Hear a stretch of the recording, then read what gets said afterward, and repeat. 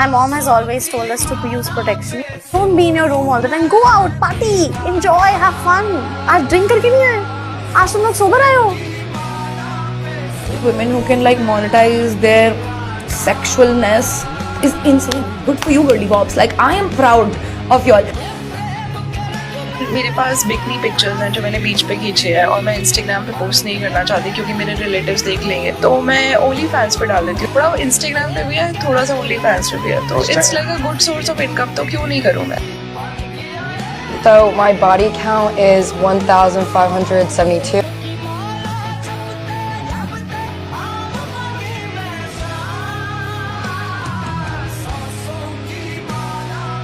Live in में रहना क्या गलत है भैया?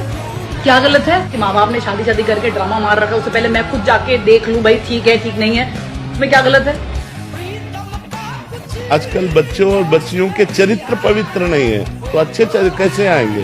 हमारी माताओं बहनों के पहले रहन सहन देखो। जब भी कोई हमारे देश के युवाओं को अपने धर्म और संस्कृति से जोड़ने की कोशिश करता है, तभी कुछ लोग लाइन से बाहर जाते हैं। भाई, सच बोलने वाले को यहाँ विलन बनाने में टाइम नहीं लगता। अब देखिए प्रेमानंद जी महाराज को ही, एक संत जिन्होंने हजारों युवाओं को हिंदू धर्म की तरफ आकर्षित किया। ऐसे संत जिनके प्रवचन सुनने के लिए सेलिब्रिटी हो या फॉरेनर सब लाइन में लगते हैं, और अब एक छोटी सी क्लिप को काटकर वायरल करके उन्हें बदनाम किया जा रहा है। सीरियसली, क्लिप में उन्होंने दोनों जेंडर की बात की थी। लड़का हो या लड़की, दोनों अगर शादी के पहले अलग अलग लोगों के साथ जुड़े रहते हैं तो शादी के बाद कमिटेड रहना मुश्किल हो जाता है। पर क्या वायरल किया गया? सिर्फ लड़कियों वाली बात, और पूरे सोशल मीडिया पे चला दिया गया कि महाराज जी लड़कियों के खिलाफ है।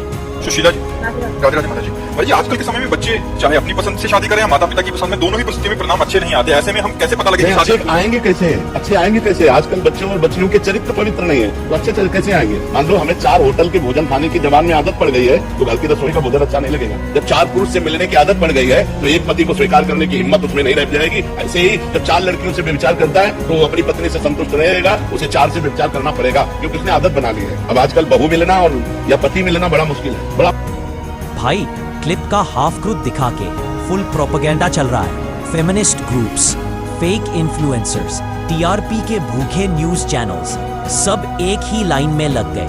पूछा जा रहा है कि आखिरकार प्रेमानंद महाराज इस तरीके से महिलाओं के अपमान वाले ये बयान कैसे दे सकते हैं? किस आधार पर प्रेमानंद महाराज की तरफ से ऐसे महिलाओं को कटघरे में खड़ा कर दिया गया कि 100 में से 2-4 कन्याएं ही समर्पित होती होंगी, और सारा समर्पण, सारी नैतिकता, इसकी उम्मीद या इसका दारोमदार, इसकी जिम्मेदारी सिर्फ और सिर्फ कन्याओं और महिलाओं के कंधों पर ही क्यों? लड़कियों पर प्रेमानंद महाराज का विवादित बयान आया है। उन्होंने लड़कियों के चरित्र पर एक बयान दिया, सवाल उठाए। न्यूज़ 24 से हाल ही में ये वाकया सामने आया है जिसपे प्रेमानंद महाराज ने महिलाओं को लेकर जो टिप्पणी की है, उसे चरित्र हनन के तौर पर देखा जा रहा है महिलाओं के। ऐसे में सोसाइटी क्या सोचती है और सोसाइटी में लोग महिलाओं को लेकर क्या सोच रखने लगेंगे, तमाम तरह के सवाल पखंडियों ने प्रेमानंद जी को टारगेट कर लिया, और सिर्फ इसलिए क्योंकि उनका सच कुछ लोगों को हजम नहीं हो रहा। रियलिटी ये है कि महाराज जी का मैसेज सिंपल था। दोनों जेंडर अपने कैरेक्टर में कमजोर हो रहे हैं, और इसका सीधा असर उनके रिलेशनशिप्स पर पड़ रहा है। और जब से सेलिब्रिटी लोग भी उनके प्रवचन सुनने लगे हैं, तब से युवाओं का झुकाव धर्म की तरफ बढ़ा, और बस इसी बात से कुछ हिंदू विरोधी लोगों की जल गई। अब क्लिप काटो, कॉन्टेक्स्ट हटाओ, और फिर चिल्लाओ कि देखो ये तो लड़कियों के खिलाफ है। सच और झूठ में अंतर समझना सीखो। आज प्रेमानंद जी महाराज जैसे संत टारगेट हो रहे हैं, कल कोई और होगा, पर याद रखो, क्लिप काटने से सच नहीं बदला जा सकता। जागो और झूठ को पहचानो।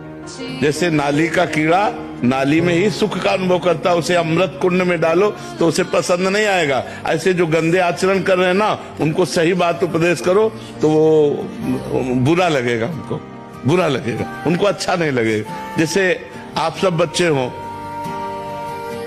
अब आए हो तो सुधरने के लिए ना, तो हम कड़ुआ भी बोलेंगे। तुम गर्लफ्रेंड बॉयफ्रेंड बनाना बंद करो, तुम कोई नशा मत करो, अपने माता पिता की आज्ञा में रहो। अब इसी को तुम बुरा मानो तो फिर अगर संत जन तुम्हें नहीं उपदेश करेंगे तो शास्त्रों तक तुम्हारी पहुंच नहीं, तुम कैसे जानोगे कि अच्छाई क्या है और बुराई क्या है। नए बच्चे हो, संसार में आए हो, तुमको लग रहा है सुख चाहिए, अब सुख व्यसन में, व्यभिचार में, गंदे व्यवहार में, तो वही तुम्हें डिप्रेशन में ले जाएगा, वही तुम्हें सुस्त करने के लिए प्रेरित करेगा।